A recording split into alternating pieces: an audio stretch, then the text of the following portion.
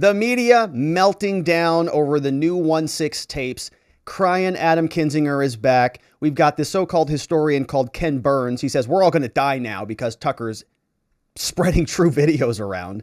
We see the media is in total meltdown mode. And of course, this link comes over from our friend Marissa Hansen. She's a good follow on Twitter. And she assembled this for us today. She says, Tucker's got the fake news in full-blown damage control mode after the few J6 videos he released last night. As more of the 40,000 hours of footage is revealed, there's no way that they're going to be able to continue to propping up their bogus narrative. The dam is breaking. It's happening on the most watched normie show on cable television. Glorious. So great comment, of course, from Marissa. She's at Marissa Hansen 17. Make sure you give her a good follow on Twitter. And this is what she clipped for us. Says that Tucker Carlson pushes the bogus story that only he wanted to tell. MSNBC Meltdown 10, level 10. CNN, Tucker Carlson, with the help from McCarthy, tries to sanitize the very real violence. And look, again, nobody has said that there wasn't violence on January 6th, right? We've always said that there was a spectrum. There's one group of people who say that, well, you know, it was just like a couple of lawn chairs blew over on a breezy day, and not really that. And there's other people who say it was an insurrection that almost resulted in the transfer of power of America, and that it was almost the end of American democracy. And you say, all right, you're also even more psycho than that. It was closer to that than that, all right, by like a factor of 100,000. So we can understand it is a cross-section of activity, and we have a lot of questions about who instigated a lot of the violence and who is behind sort of entrapping a lot of people into that. Because as we've seen, the FBI very likely had people embedded. We don't have, confirmation on this. We do know that they were there, but we don't know if they were embedded with some of these violent actors even, right? The people who were there were FBI agents, were informants committing violence. We don't even know. That question is not even answered for us. Now, you presume the answer is no, but I don't think we've even heard that asked here. They have asked, are they informants? Are there federal informants there? How many informants, Christopher Wray? How many informants, DOJ? Well, I can't tell you that. It's an ongoing investigation. Derpa, derpa, der. You know how that goes. So we don't even know, and we'll probably never know, how many of those violent cases were infested with feds, because they were infested in the Whitmer plot. They were infested in other aspects of January 6th. We've seen them in defense filings where we know ATF agents were there. Many others were there.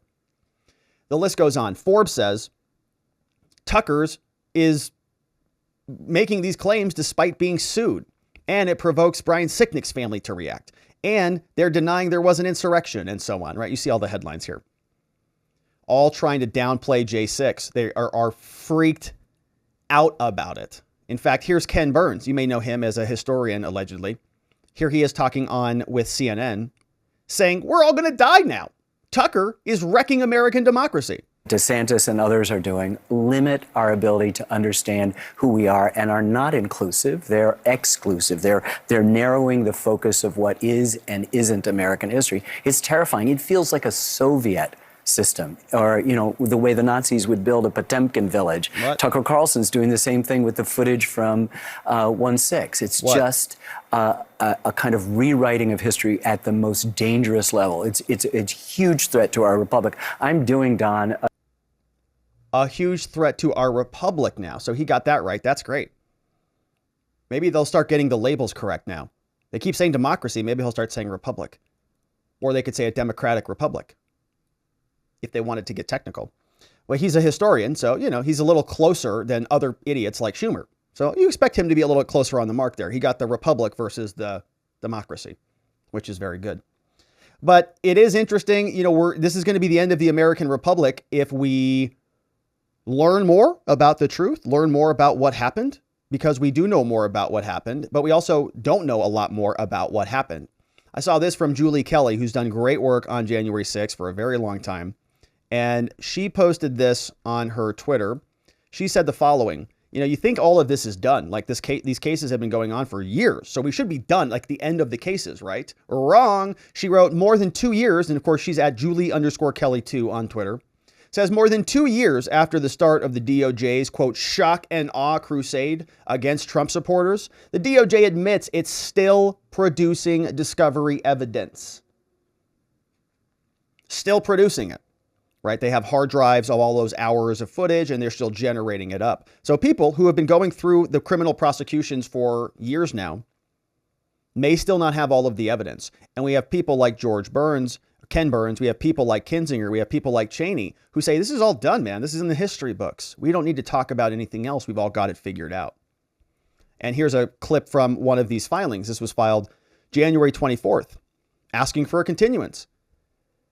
Why? The government, you see here, continues to produce global discovery to the defendants on specific materials. So they're still putting their files together to give it to the defense. How's the defense even supposed to make a defense if they don't have the discovery and the evidence? It's very hard to do that. And they're still assembling it. So meanwhile, right, people like Ken, people like Kinzinger, they all just want to say, game over. We've already come to our conclusion. It's Trump and MAGA Republicans, whatever that means.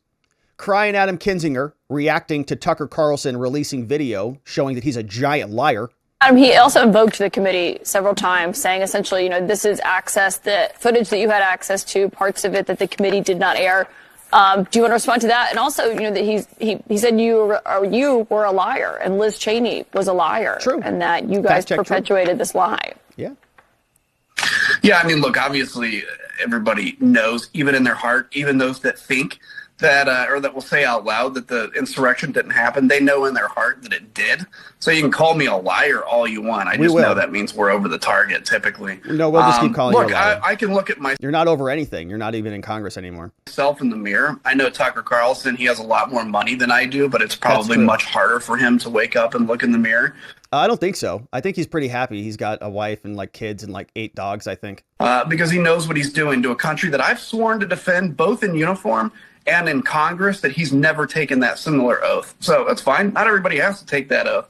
You can take the oath, but you have to adhere to it, I suppose. I mean, you have taken an oath. You have been very dishonest about the messaging that you've provided to America. I'm not so sure that you're being open and honest and transparent about it. Just the fact that you took the oath doesn't mean that you are honoring it. Thanks, Adam. But he hasn't, and I think that's clear. But look, in terms of saying that we've hidden this footage, we had one of the most transparent hearings in history with the most footage we've ever shown in history. And every single, almost, witness that came in front of us was a very partisan witness. They were all Republicans that came in front of this committee. You guys didn't even ask or have any questions from an adversarial party that was in there. It was a high school musical class of 9 people on an illegally constituted select committee, supposed to be Republicans on there, 5 of them, there were 2. The speaker of the minority member of the House was supposed to put them on there. Kevin McCarthy didn't get any opportunity to do that. Pelosi picked Kinzinger. Pelosi picked Cheney. They called it a committee, called it a day. Illegally constituted, not adversarial at all. Republicans didn't get to present really any evidence. And he wants to sit here and tells us that he looks good in the mirror. He likes looking at himself in the mirror. I don't doubt that he likes looking at himself in the mirror. That I believe. He probably loves it. He wakes up. He's like, I'm saving the country. Every morning, I don't doubt it for a minute. Because these people have godlike complexes and they think that without them, everything is going to end. And of course, he's no longer in Congress. I like how you turn that. What do you think of Kevin McCarthy? I mean, come on. All right, nobody cares. He's not even in Congress anymore. So that's Adam Kinzinger. And of course, we can't get out of here before seeing what Liz Cheney had to say about this. And basically, it was nothing. All right.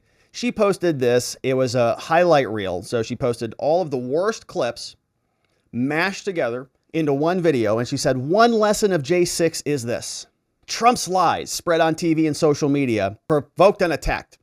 No responsible adult, especially no American pledged to our Constitution, should deny what happened, you see that, or repeat the same reckless lie.